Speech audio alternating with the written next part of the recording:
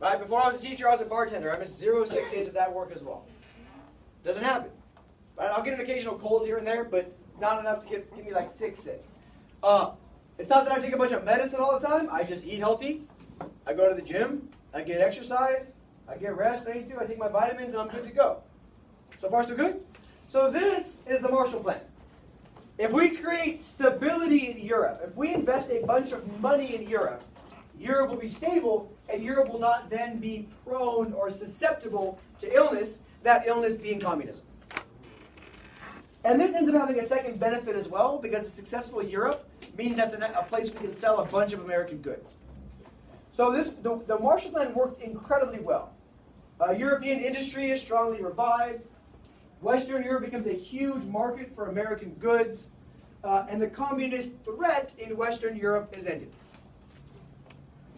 So it's a huge turning point because it's the first time the U.S. is really worried about spending money foreign policy-wise. But what is it kind of similar to? What is the Marshall Plan similar to foreign policy-wise?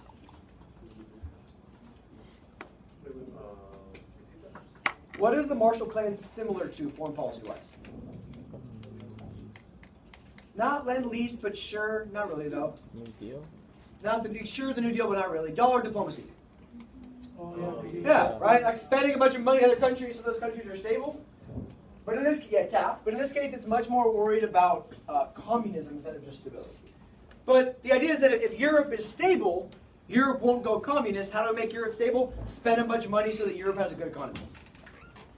So this creates the European Recovery Program, which literally gives away $13 billion to European countries. Not to fight communism, just to be stable, knowing that when they're stable, we have to worry about fighting communism. Where does all the money go? Britain. Yeah, most of the money to Britain. Who comes in second? France. France, right? And then Italy, Australia, West Germany, Netherlands. As you see, no money behind the Iron Curtain. Turkey, Greece, Italy, all on our side of the Iron Curtain. So we look at Marshall Plan as just living a healthy life. It's a good comparison. What's up? Health as well. Health is wealth. That's true. Take care of yourself. Take care of yourself. Now, the next step of this, though, is going to deal with these two countries specifically. Greece and Turkey. Greasy Turkey. Greasy Turkey. Now, Greece and Turkey are two countries that are actively trying to fight against the spread of communism. Hence the Truman Doctrine. Hence the Truman Doctrine. Now, let's go back to our sickness thing for a second. Let's go back to our sickness thing for a second. Say you get a lot of sleep, you got your vaccines, you eat healthy, you take your vitamins, you get a bunch of exercise, but you start feeling yourself getting sick. You start like, oh crap, I got a little cough, I feel a little bit run down, I feel a little bit ragged. What should you do? Take medicine. Take Dayquil, take NyQuil, take a bunch of vitamin C maybe. Reasonable? Yes. And then hopefully then you don't get like full-blown Brett sick. Right, where you're disrupting class every 16 seconds. Yeah, right? Malta's been sick the same cold since 07, so it's all good. It's called the Maltese flu, man. It never goes away. So that's the Truman Doctrine. You feel this illness coming on, and you're doing something to keep it from coming to get you all the way. The Truman Doctrine is specifically applied to Greece and Turkey, and let me show you why. Here's back to my map. So the U.S. is thinking that if Turkey falls, and you can't see the whole map, I apologize, but if Turkey falls, next to Turkey is Iran, and if Iran falls, the whole Middle East area falls to communism, and then Asia falls to communism. It's the beginnings of what we call the domino theory, which we'll later use in Asia. Then if one country falls, it's a slippery slope, yeah. If one country falls to communism in a region, all the other countries might fall next. Check, check, check, like dominoes. So if Turkey falls, then Iran goes, then India goes, and the rest of the Middle East goes, and then all of Asia goes, and oh my God, communism. If Greece goes, then Italy goes, and the rest of Europe might go. And if Greece goes, then Tunisia and Algeria might go, and all of Africa might go. So we look at Greece and Turkey as right there as kind of the linchpins of Cold War foreign policy. That we can't let those two countries go to communism. Because if we do, it will lead to a worldwide communist domination. And since those two countries, the Marshall Plan money isn't working, there currently is movements in both countries to take over with communism, we need to do something more drastic.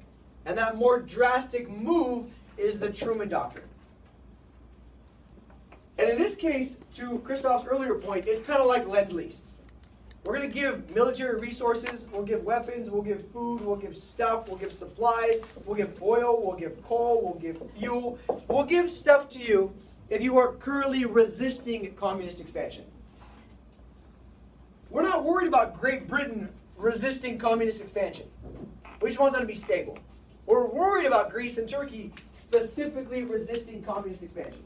So we'll not just give you money, but we'll give you resources, supplies, etc. So it's that next step. Yes, sir? What about the nations at the top, like in the north?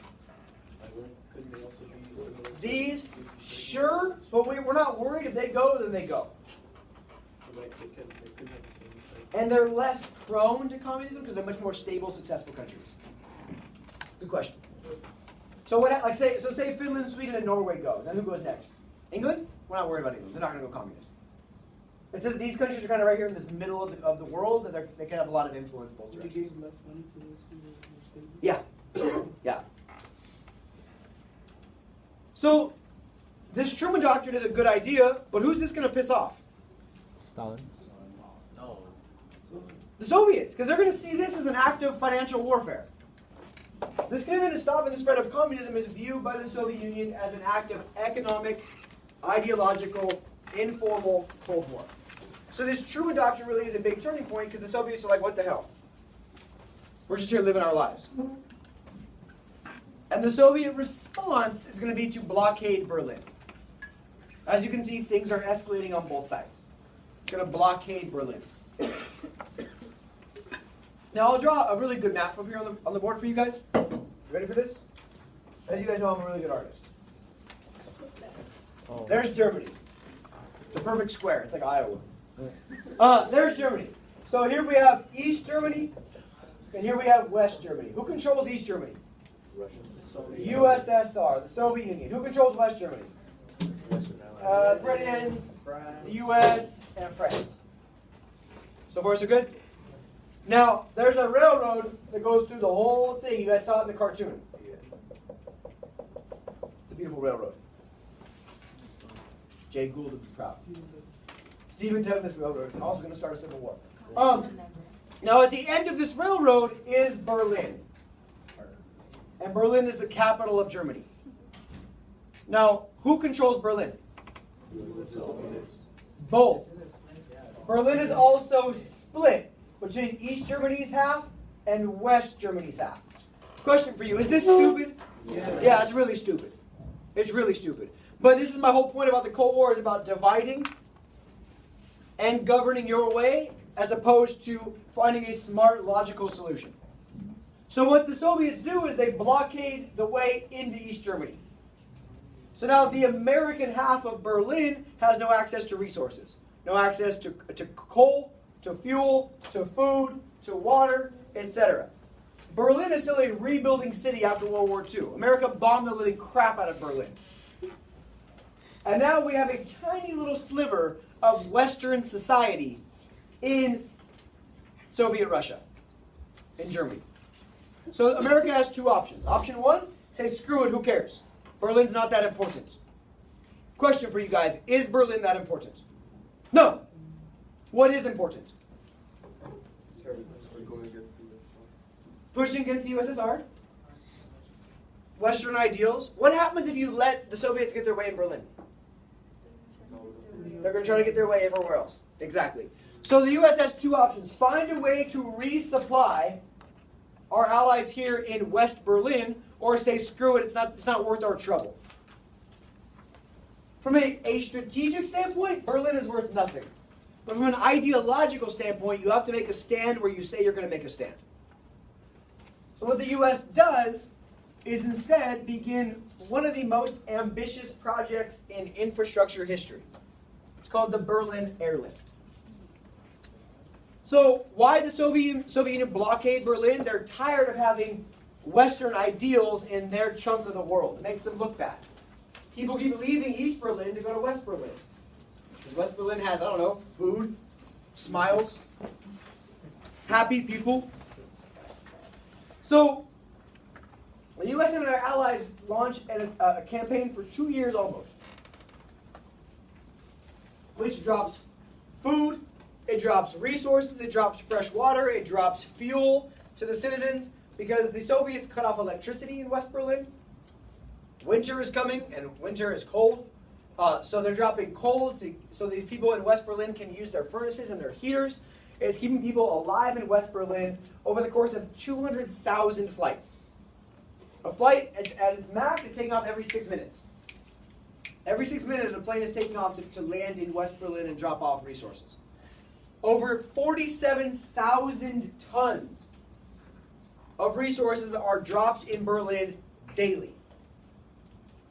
Because the U.S. cannot afford to lose West Berlin, because that then sets the precedent that wherever the Soviet Union cuts us off, we'll just say whatever.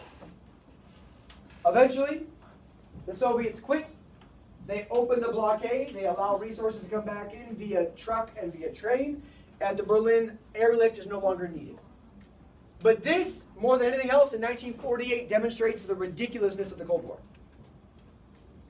That the Soviet Union's like, you're not getting your resources in there. And then we're like, yes, we are. We're going to fly them there. Some in the first period was like, why did the Soviets just shoot down the planes? Because that would have caused World War III, right? But like, it's a crazy, stupid, like, game of chess. Or how far can you push your opponent without having them drop an atomic bomb on you? You know, it's kind of a crazy game of chess.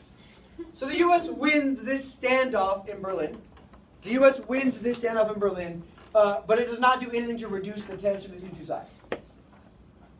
The third piece of containment is the military piece, the part where you actually have some sort of enforcement capacity, and that is the creation of NATO, the North Atlantic Treaty Organization, which is all the Western European countries, the U.S., Canada's up in there, there we go, Greece, and Turkey.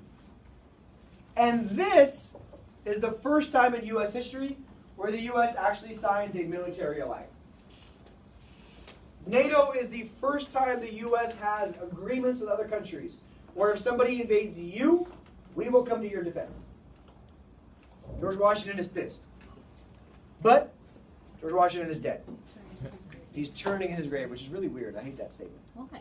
Because he's dead. How's he going to turn? I know.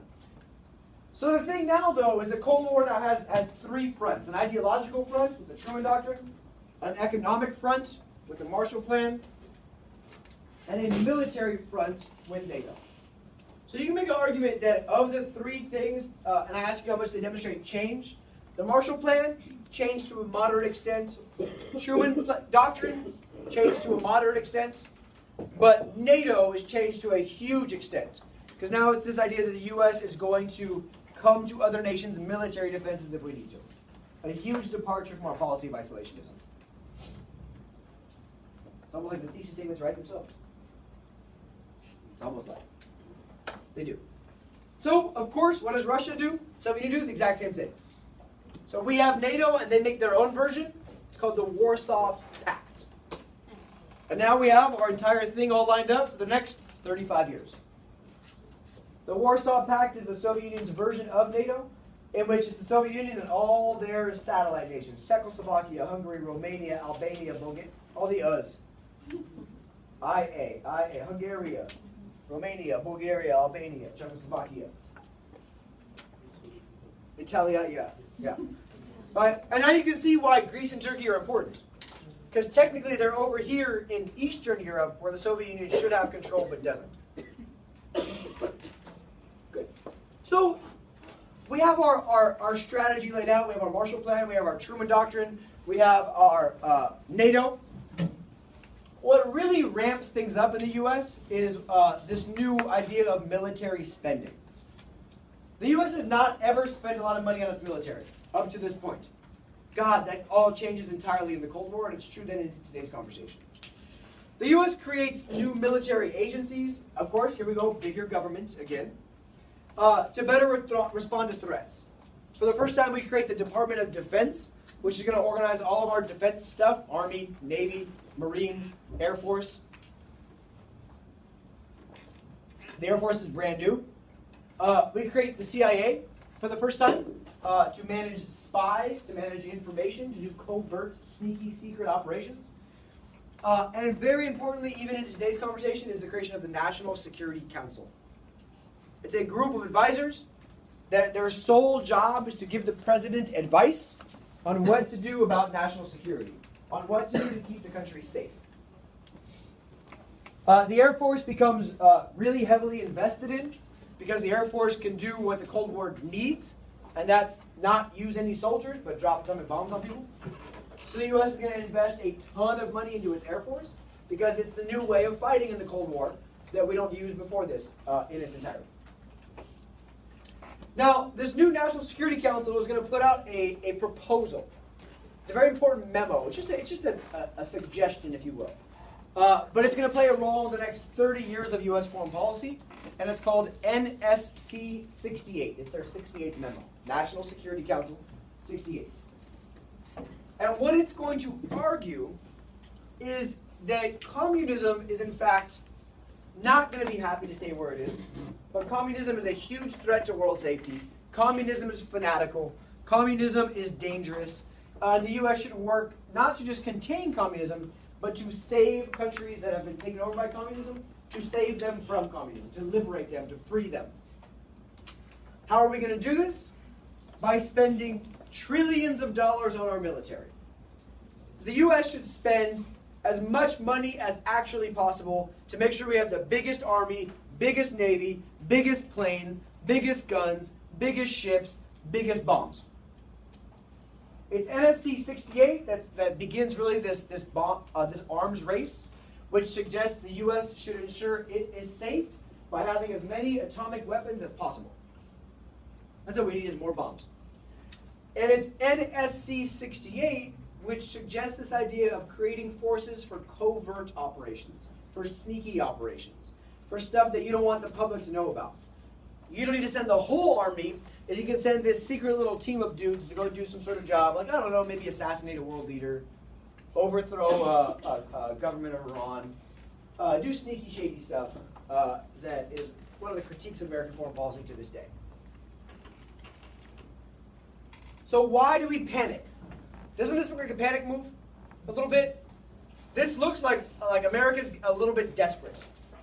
And we do. We're desperate because of the context of NS-68 for two things. We're desperate for reason one, the Soviets now have an atomic bomb, just like we do. So what do we need to do? More bombs. We're desperate for reason two, China just fell to communism. So we're desperate for two reasons. One, the Soviets have developed their own atomic bomb. And two, the second biggest country in the world, after the Soviet Union, is now communist as well. This policy paper of NSC 68 is going to shape U.S. actions for the next 20 to 25, even to 30 years of Cold War policy in a way that is incredibly influential. 3 months after it's written, it's proved true. As North Korea invades South Korea, and the U.S. is asked to come to the defense of South Korea in defending themselves against communism. So all of this takes place in this argument about this arms race. Look at this awesome chart. The number of atomic weapons the U.S. has in comparison to the number of atomic weapons that the Soviet Union has. When NSC 68 is published, we're right here. The U.S. has like 100 bombs and the Soviet Union has 1. But by 1960, the U.S. has 25,000 atomic weapons. We had 2 when we ended World War II. Now we have 25,000. By 1965, we have over 30,000 atomic weapons. And then the U.S. starts scaling down its production, while the Soviet Union ramps theirs up. By the mid-80s, the Soviet Union has over 40,000 atomic weapons. That's mind-blowing. That's enough to destroy the entire world like 40,000 times over. as this arms race becomes this race to have the biggest gun, the biggest bomb, the biggest army. So it's awesome that we never ended the world here, but goddamn we could have. Which is crazy. Right, the U.S., once the Soviet Union has their bomb, we're working to find the next kind of bomb, which is bigger. It becomes the hydrogen bomb, which is even more, it's 1,000 times stronger than an atomic weapon. Because imagine doing 1,000 times the damage of what you did at Hiroshima or Nagasaki. The Soviet Union has their first nuclear weapon in August 1949. The UK gets theirs in 1952. Here comes France. France gets their first atomic bomb in 1960. Good job, France. But even China, by the mid-60s, has their first atomic bomb as well. So it's not just us and the Soviet Union, but it's this whole geopolitical argument about who has the most and biggest and best bombs. Yes, sir? Why did they do peace? We'll talk about it. But you can make a good argument that the reason the Soviet Union collapses happens right there. That's when they're like more open to trade. No. Why did they become open to trade in the late 80s? Because they have no more money, because they spent all their money on atomic bombs. So I think there's a compelling reason for why this happened. Yes, ma'am. Yes. So the Cold War gets hot for a quick second in the 1950s, and the Cold War gets hot with Korea. So just for context, in Asia, our best friend in Asia then and now is Japan. Yeah, we helped Japan rebuild very quickly after World War II. We invest a ton of money and support into Japan, and Japan builds a very strong democracy, and Japan becomes a very, very, very strong ally of the United States. We're like, hey guys, sorry about that whole atomic bomb nonsense. If you guys are sorry about this whole, rape of Nanking and the Bataan Death March, can we just start over as friends? And we do. So we're worried about Japan because Japan is our strongest ally in the region. And then in 1949, China goes communist. That's a problem. That's a problem. 1 year after China becomes communist, they sign a treaty of mutual assistance with the Soviet Union, and now those two countries become friends in a way that is very worrisome for the United States. Right? There's three big powers economically and militarily in the post-World War II world, and two of them are now communist. And the third is us. The third is us. So, yes, us, US, the US, us. And this conflict between the US and the USSR over control comes to an actual hot war, a real war, in Korea. Now Korea, like Vietnam, like Germany, like Europe, is just divided after the war. Korea is divided in North and South Korea at the 38th parallel. It's a line right across the middle of Korea. And in 1950, true to what the NSC 68 said would happen, the Soviet-trained troops attack South Korea, and they almost overrun the entire peninsula. The map looks like this. So here is the dividing line. It is still the dividing line today. The Korean War is kind of a fun war in that it has never officially ended. It's still technically, they're not fighting anymore, but it's still technically, both nations are still technically at war. Today. Yeah, North Korea is the crazy Kim Jong-un guy who's always in the news for trying to light off new rockets. And South Korea is one of America's best allies. So the North Koreans, with Soviet help, invade and they almost take over the entire peninsula, all the way to right there. The United Nations comes into action for the first time. Almost all U.S. troops, but it's the United Nations they're fighting under, not the U.S. flag. They come back and they push the North Koreans all the way back into China. Wait, we're safe from North Korea right now. We're safe? It depends on what your definition of safe. Isn't our president friends with them now? Who knows, right? That's a whole other conversation. So check it out. The UN pushes the United Nations forces, push North Korean forces all the way back to China. And then China gets involved. And then China sends their 1 freaking billion soldiers back into North Korea, so it becomes a seesaw of sorts. All through 1950. And they push all the way back into below the 38th parallel. And then the two sides just kind of sit at this stalemate for the next 6 or 9 months. It's at this point that Douglas MacArthur, our friend from the Philippines and from the war in the Pacific, he's like, Truman, I got this. Just let me nuclear bomb China. We'll just wipe China off the map and we'll just call it a day. Done. And Truman's like, dude, you're freaking crazy. You're fired, right? America's all mad that Truman fires MacArthur. But we come very close to a third world war once China gets involved. The whole point is not to involve other countries.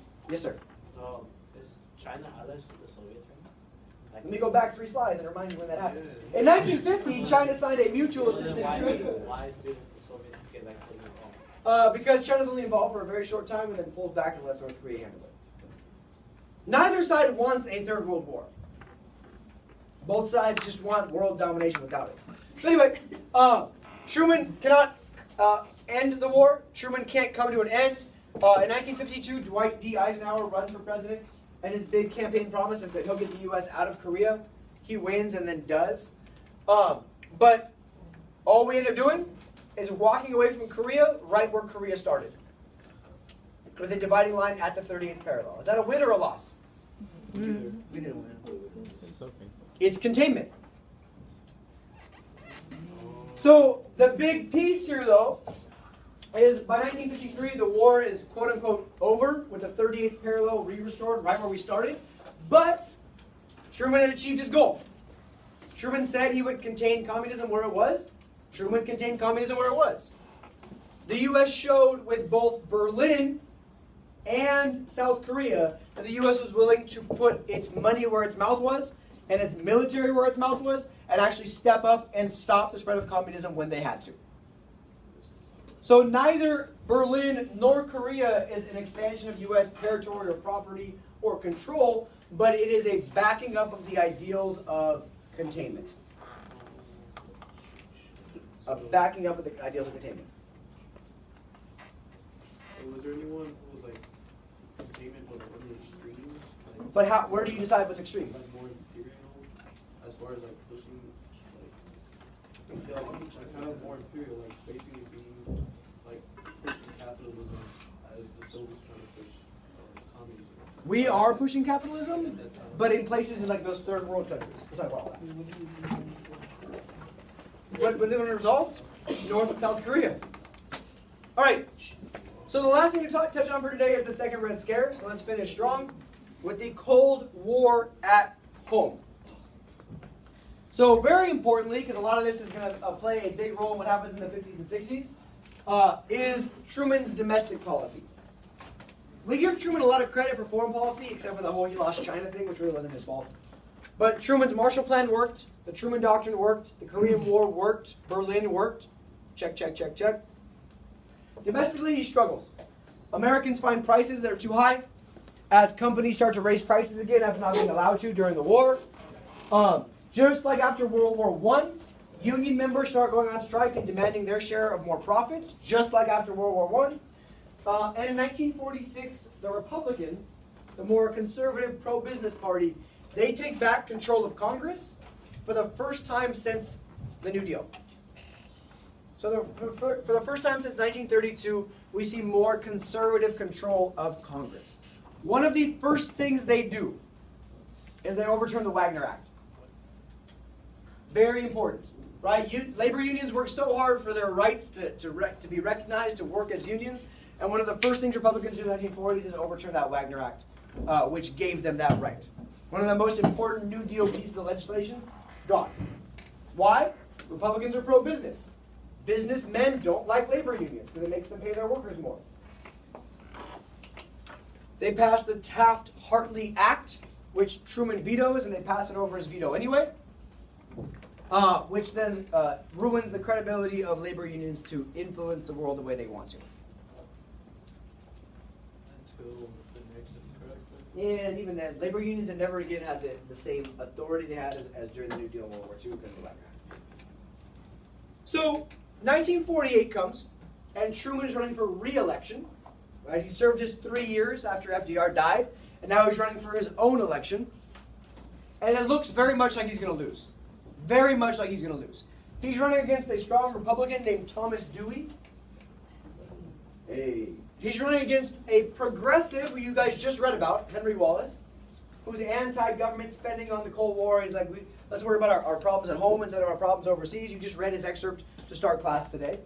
And he's running against this new chunk of person who I want to emphasize as super important. They're called Dixiecrats. Dixiecrats, Dixie is a phrase for the South. Dixiecrats are Southern Democrats who feel like the Democratic Party has left them by becoming the party of change, the party of reform, the party of liberalism. These Dixiecrats won't be Democrats for long. The civil rights movement in the 1960s will make these Southern Democrats Republicans. Keep in mind that I told you that New Deal coalition of FDR's added black people to the Democrat side. Yeah, that's going to be the thing that forces these Southern Democrats to the Republican side. These Dixiecrats are back those old school states' rights Democrats. They don't want to use a lot of federal government spending. They don't want to use a lot of federal government progress. The Dixiecrats are states' rights Democrats. Chief amongst them, Strom Thurmond. A fantastically interesting character that I'd love to talk about on Thursday if you guys want. So Truman thinks he's going to lose. He campaigns across the country anyway. He argues the idea that the Republicans don't want to do anything. They're a do-nothing party. They just want to stop progress. He reminds voters, hey, it wasn't the Republicans that ended the Great Depression. It was us, the Democrats. It wasn't Republicans that won World War II. It was us, the Democrats. What strategy is this reminiscent of? Waving the bloody flag. Post-Civil War with the Republicans. Also, Truman's doing quite well on foreign policy, as you guys have seen. And he wins by a pretty comfortable margin. But on the night of the election, it still looks as if he's going to lose. It looks so much like he's going to lose that newspapers are publishing that Dewey wins. Dewey defeats Truman. So here Truman is the next day, celebrating his presidential victory with a newspaper that says he lost. The Chicago Daily Tribune, a big newspaper, right? Because it's a very surprising victory that Truman wins. But as we can see in the election map, Truman wins pretty comfortably. But check it out. Our states' rights Democrat, our Dixiecrat, wins Louisiana, wins Mississippi, wins Alabama, wins South Carolina, because that philosophy of states' rights, which is just code for racist, is going to be a very valuable strategy for Republicans in the very near future. Keep that in mind. Yes? What's the little part above South Carolina? It's one sliver of Tennessee. One dish of Tennessee goes for Thurman as well. So Truman's policies domestically are called the Fair Deal. He's kind of combining both Roosevelts. Square deal, New Deal, Fair Deal. He has this whole domestic proposal to expand Social Security to more people, to increase the minimum wage, which is a good thing. These are all important policies for Truman, the Democrat, in the 1940s and 50s. And to pass a new housing act.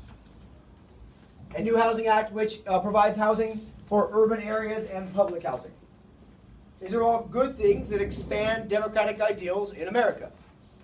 However, he has two big ideas that get stopped by the conservative opposition in Congress, the Republicans and the Dixiecrats.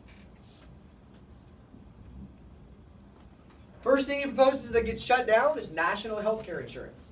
Imagine how different our world would be if after World War II we passed national health care insurance like Canada has, like all the Sweden has, like Norway has, like much of Europe has, that Obama tried to do and was severely limited by Republicans in Congress.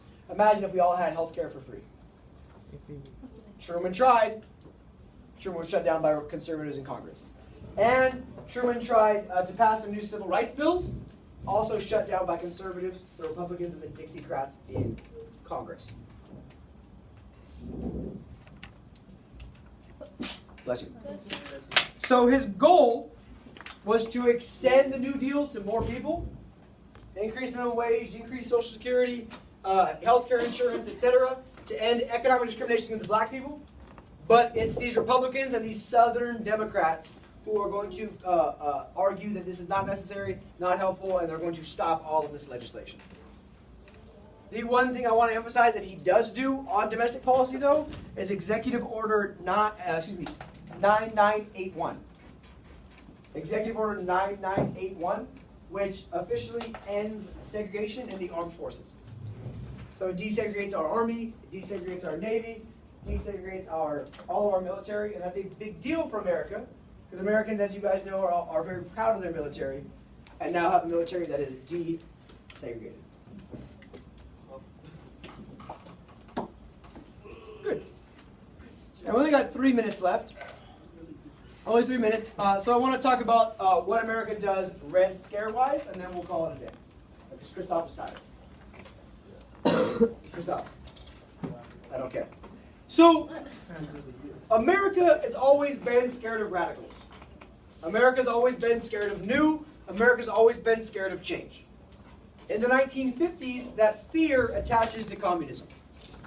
Now, 3 reasons why we're scared of communists are legit. The 4th is, of course, the typical traditional American fear. The first fear is the fall of China.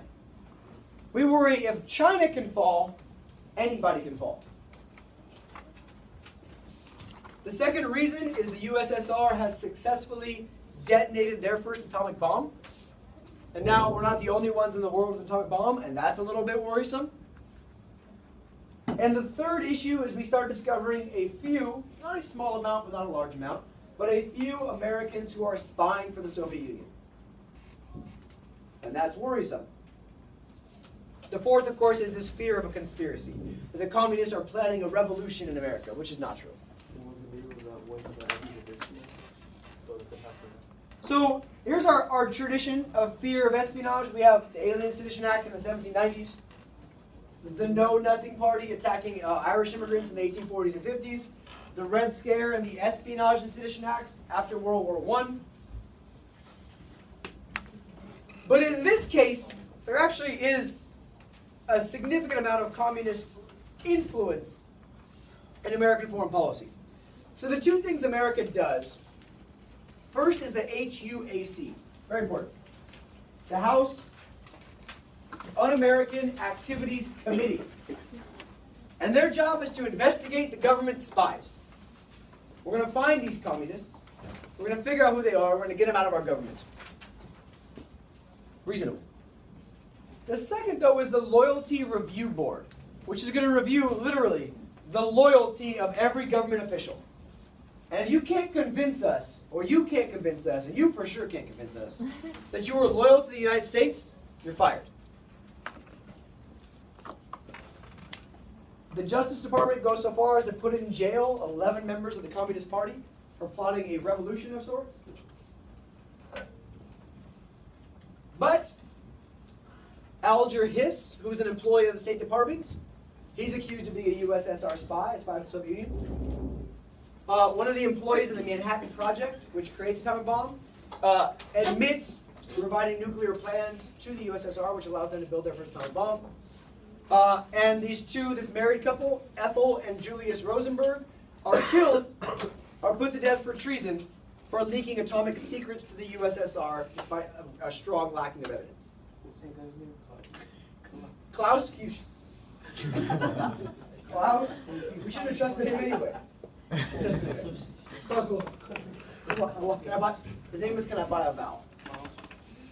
All right, I'm going to pass out your homework for Thursday. Try to be a little more alive by then, Cortez.